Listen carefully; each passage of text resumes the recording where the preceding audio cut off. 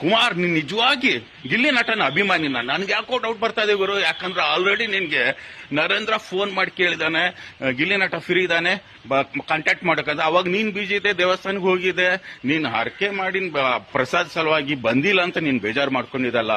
ಕನಕೋತ್ಸವದಲ್ಲಿ ಅವನಿಗೆ ಮರವಣಿಗೆನೋ ಅವನಿಗೆ ಸೆಕ್ಯೂರಿಟಿ ಅದು ನೋಡಿ ಖುಷಿ ಪಡು ಗುರು. ಒಂದು ಚಿಕ್ಕ ಮಗು ವಿಡಿಯೋ ಕಾಲ್ ಮಾತಾಡಿದ್ರೆ ಹುಷಾರಿಲ್ಲ ಅಂತ ಮಗುವಿಗೆ ರೆಸ್ಪಾನ್ಸ್ ಮಾಡಿ ಮಾತಾಡೇನು ಬಂದು ಭೇಟಿ ಆಗ್ತಾನಿಗೆ.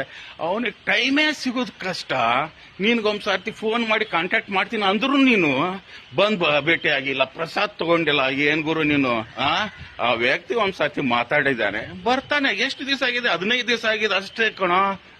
ನೀನ್ ಏನ್ ದೊಡ್ಡ ಅಭಿಮಾನಿ, ನಾನೇ ಅಭಿಮಾನಿ, ಬಂದ್ ಭೇಟಿ ಆಗಿಲ್ಲ ಅಂತ ಕೋಟ್ಯಾಂತರ ಜನ ಕಾಯ್ತಾ ಇದಾರೆ. ಕ್ರಿಯೇಟರ್ಸ್ಗಳು ಕಾಯ್ತಾ ಇದಾರೆ.